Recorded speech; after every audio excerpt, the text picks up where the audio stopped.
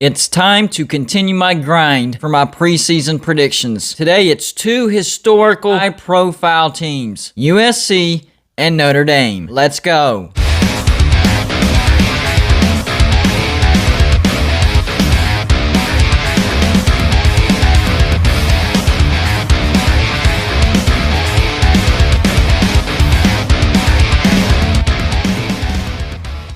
Hey, what's going on, everybody? It's me again, Golden Blue Dude. If you haven't already, go ahead and hit that like and subscribe button. I do college football videos every single day. Don't forget to check out my friends at Tri-State Wood Sketch. All you have to do is send him a picture, and he'll turn it into a beautiful piece of art on wood. Check out his website at www.tristatewoodssketch.com. Tell him Golden Blue Dude sent you, and you'll get 20% off. Special thanks to my friend BVD. He painted this picture over my right shoulder, sent it to me, and it looks great in my background. If you haven't already, go check out his YouTube channel. It's called BVD. And don't forget to hit the subscribe button for him as well. Today we're talking about two historical programs, USC and Notre Dame. Both of these teams have the talent and the coaching to get to the playoffs and beyond, but there's something missing that keeps these two programs from reaching that title. First, we're going to talk about USC. For USC, they do have 41 players on the roster that has played at least one game. That's important. Last year they finished 5-1, first in the Pac-12 South. Let's start off with their offense. Last year, they averaged 33 points per game. That's 31st in the nation. Averaged 416.7 yards a game. They do return 4 of their 5 starters on the offensive line, but the offensive line does need to improve and protect Kedon Slovis just a little bit more than what they did last year. The Trojans' offense begins with their quarterback, Kedon Slovis. Last year, he was 177 for 264, 67%, threw for 1,921 yards, 17 touchdowns, and 7 interceptions. I expect him to take another step forward this year. I think the Trojans are going to have a decent running game as well, starting with the Texas transfer, Keontae Ingram. 53 carries for 250 yards, averaged 4.7 yards a carry and 1 touchdown. And they also have the incoming 4-star freshman phenom, running back Brandon Campbell. He's 5'10 and 190 pounds, and he's super fast. A big play threat every time he touches the ball. Now let's look at USC's passing game. I think this will be their strength on offense, starting with the tight end, Eric Krommenhoek. 9 receptions for 59 yards and 2 touchdowns. Here's their wide receiving core, starting with incoming freshman, 3-star wide receiver, Michael Jackson III. He's 6 foot even, 198 pounds. This dude is excellent at high pointing the ball. Next up, wide receiver Drake London. Last year, 33 receptions for 502 yards and 3 touchdowns. I think he will be Kedon Slovis' go-to wide receiver. Wide receiver Brew McCoy, 21 receptions for 236 yards and 2 touchdowns. Wide receiver Gary Bryant Jr., 7 receptions for 51 yards. And USC picked up a couple of good transfers at the wide receiver. The Memphis transfer, wide receiver Taj Washington. Last year, he had 43 receptions for 743 yards and 6 touchdowns. The Colorado transfer, wide receiver KD Nixon, 15 receptions for 132 yards. I think the Trojans will have an electric and potent offense that a lot of teams will have trouble defending. If USC's offense can be just a little more consistent than what they were last year, this could be a very dangerous offense. I expect USC to win the Pac-12 South with relative ease now that there's some problems at Arizona State. Now let's look at USC's defense. They had a pretty good defense last year. 16 takeaways. That is incredible for a shortened season. Last year, they allowed 26 points per game. That's 47th, and allowed 369.7 yards a game. I do think that USC's defensive line could end up being the best in the Pac-12 in 2021. Let's look at their defensive line. Starting with incoming freshman, 5-star recruit, defensive lineman Corey Foreman. He was a top 5 recruit in 2021. This guy will have an immediate impact. Defensive end Nick Figueroa, 20 tackles, 10 by himself, 3.5 sacks. By the way, a lot of these names are tough, so I will probably mispronounce them. I apologize. Defensive end Tuli Tuipulotu, 22 tackles, 12 by himself, and 2 sacks. Defensive tackle Ishmael Sofer, the Alabama transfer, 4-star recruit, 6'4" and 334 pounds. That is a mountain of a man. Now the linebackers. Linebacker Drake Jackson, 20 tackles, 8 by himself, 2 sacks, and 1 interception. Linebacker Raylene Goforth, 38 tackles, 8 by himself, and 2 pass deflections. And linebacker Kanai Mall, 41 tackles, 15 by himself, 1 sack, and 1 interception. I think USC will have a great run defense because of the experience and depth in the front 7. It will be the strength of this defense in 2021. For the Trojans, the secondary wasn't terrible last year, but it could be much better in 2021. They add much needed depth, and I think they will be better in 2021. Starting with the cornerbacks. Cornerback Isaac Taylor Stewart, 5 tackles, 2 by himself. Cornerback Chris Steele, 26 tackles, 18 by himself, 1 interception, and 4 pass deflections. He's the guy you need to keep your eyes on in that secondary. Defensive back Greg Johnson, 15 tackles, 9 by himself, and 1 pass deflection. Safety Chase Williams, 4 solo tackles. Safety Chris Thompson Jr., the Auburn transfer, 8 tackles, 2 by himself. And safety Alfred Zavion, the Texas transfer, 4 solo tackles by himself. I think a fairly easy schedule combined with the experience, talent, and depth USC has. USC will get to 10 wins fairly easily. Let's take a look at their schedule. First up, they get a home game against San Jose State. Not a gimme, but I think USC wins comfortably. Then they get Stanford at home. Also not a gimme, but I think they win comfortably. At Washington State, win. Oregon State at home, win. At Colorado, win. Utah at home. Tough Utah team, but it is at home, win. Then they get their bye week. Then the road trip to Notre Dame. I'll predict that here in a little while. Arizona at home, win. And then at Arizona State. Originally, I had this as a loss, but Arizona State is having a lot of issues right now. I'm actually flipping that to a win. In a tricky road trip to Cal, but I think it's a win. UCLA at home, hard-fought rivalry game, but still a win. And then BYU at home. That's also a win. So for the regular season prediction, I have USC going either 11-1 or 12-0, depending on that Notre Dame prediction. Speaking of the Irish, here's Notre Dame. Brian Kelly has been incredibly successful at Notre Dame. That is amazing. But I think there is a possibility that this particular year could end up being a rebuilding year. Starting with the offensive line, only 1 returning starter. That's a big deal. The big key loss was quarterback Ian Book. Last year, they averaged 33.4 points per game. That's 30th in the nation. And averaged 448.5 yards a game. Even though they lost their starting quarterback Ian Book, they got the Wisconsin transfer Jack Cohn. That's a big deal. This guy is a great quarterback. In 2019, he was 236 of 339, 69.6%, threw for 2,727 yards, 18 touchdowns, and 5 interceptions. So he's not explosive, but he's exactly what Brian Kelly looks for in quarterbacks. A great game manager. He will fit in this offense perfectly. Once again, I think Notre Dame will be very strong in the running game. Starting with running back Kyrene Williams. Last year, he had 211 carries for 1,125 yards, 5.3 yards a carry, and 13 touchdowns. But don't forget about running back Chris Tyree. 73 carries for 496 yards, 6.8 yards a carry, and 4 touchdowns. Now let's look at their passing game. This is where I think Notre Dame will have issues. Under Brian Kelly, Notre Dame has never been really a good passing team. I think that trend continues this year. But they do have a good tight end. Michael Mayer, 42 receptions for 450 yards for 2 touchdowns. Now their wide receiving core. Wide receiver Kevin Austin Jr., 1 reception for 18 yards. Wide receiver Avery Davis, 24 receptions for 322 yards, 2 touchdowns. Wide receiver Braden Lindsey, 7 receptions for 63 yards and 1 touchdown. Wide receiver Joe Wilkins Jr., identical stats as Braden Lindsey, 7 receptions for 63 yards and 1 touchdown. And then wide receiver Lawrence Keys III, 5 receptions for 51 yards. Somebody has to emerge as the go-to target. Personally, I think it's going to be Avery Davis, but nobody really has separated themselves yet. So I think, per usual, Notre Dame will rely on a good running game and a good defense to win football games. Here's a look at Notre Dame's defense. They do have a few key losses, including a couple of linebackers and a safety. Last year, their defense was 14th in scoring defense. They allowed 19.7 points per game. That's 14th in the nation, and allowed 344.1 yards a game. They're going to run a 4-3 or a 3-3-5. And don't forget, defensive coordinator Clark Lee left to coach at Vanderbilt. Here's a look at Notre Dame's front 7. Once again, pronunciation is going to be a bitch, so I apologize for any mispronunciation. Defensive end Myron Tagovailoa Amosa, 17 tackles, 11 by himself, 2.5 sacks, and 1 forced fumble. Defensive end Justin Adam Malola, 16 tackles, 10 by himself, 1 sack, and 1 pass deflection. Defensive tackle Jason Adam Malola, 7 tackles, 3 by himself. Defensive tackle Kurt Henish, 19 tackles, 13 by himself, and 2 sacks. Notre Dame's going to have a great linebacking core. Linebacker Isaiah Foskey, 20 tackles, 12 by himself, 4.5 sacks, and 1 pass deflection. Linebacker Shane Simon, 14 tackles, 9 by himself, 4 pass deflections. Linebacker Drew White, 56 tackles, 29 by himself, 1.5 sacks, and 2 pass deflections. And linebacker Jack Kaiser, 20 tackles, 16 by himself, and 1 interception. Notre Dame does have some talent in the secondary, but they also have some inexperience as well. So this could be an up and down year for the secondary. Starting with the cornerbacks. Cornerback Clarence Lewis, 33 tackles, 29 by himself, 1 forced fumble, and 7 pass deflections. Cornerback Cam Hart, 3 tackles, 2 by himself, and 2 pass deflections. Free safety Kyle Hamilton, 63 tackles, 51 by himself, 1 interception, and 7 pass deflections. And strong safety Houston Griffith, 14 tackles, tackles, 13 by himself. So I do think, once again, Notre Dame will have a tough, gritty defense that will take the ball away. I think Notre Dame's ceiling could be 11-1 with the chance to get into the playoffs, but their floor is 7-5 because of a brutal schedule. Personally, I think they fall somewhere in between. Let's take a look at their 2021 football schedule. They start off the season with a road game to Florida State. This is not a gimme game. I think Florida State does scare Notre Dame, but I think Notre Dame pulls it out in the end. I'll give them a win. Then they get Toledo at home. That's a win. Then they get Purdue at home. That's a win. Then they have to play Wisconsin in Chicago. I think that's a loss. Wisconsin could possibly be the best team in the Big Ten in 2021. After that, they get a Cincinnati team who's very hungry. It is at home, but Cincinnati is super loaded. I think Notre Dame takes a loss here as well. After that, on the road to Virginia Tech, win. Then they get their bye week. In that home game against USC, I'll predict that here in just a minute. Then a home game against North Carolina. I think that's a loss as well. I think North Carolina is hungry, are more talented than Notre Dame, and they remember last year. I think North Carolina gets revenge, goes into South Bend, and beats Notre Dame. After that, they get Navy at home. That's a win. Then a road trip to Virginia. That's not a gimme game either. People are sleeping on Virginia. They're going to be much better this year, but I think Notre Dame does pull off the win. And they get Georgia Tech at home. That's going to be a tough win as well. And then they go on the road to Stanford. Another tough road test. I'm going to give the win to Notre Dame, but I'm not confident about it. This is a very tough schedule. I have Notre Dame going either 8-4 or 9-3, depending on that USC prediction. But as you can see, there's 3 other games that Notre Dame could lose as well. Now for the game itself, USC at Notre Dame. I think this is going to be a thrilling game. It is at home for Notre Dame. The problem with Notre Dame is their passing game is not going to be all that great. And USC has a great secondary. Strength versus strength. Notre Dame is going to have a great running game. USC is going to have a great running defense. I think that offsets. So I think the difference will be USC's passing game. And I do think USC will be able to pass on Notre Dame's secondary. This could come down to a last-minute score, but I have USC winning this game 38-31. I think USC goes undefeated, 12-0, going into the Pac-12 championship game. The big question is, can USC avoid a major slip-up in the Pac-12 championship, finish undefeated, and get into the playoffs? I think there's a big possibility they can do that. For Notre Dame, I have them going 8-4. That schedule is just way too brutal.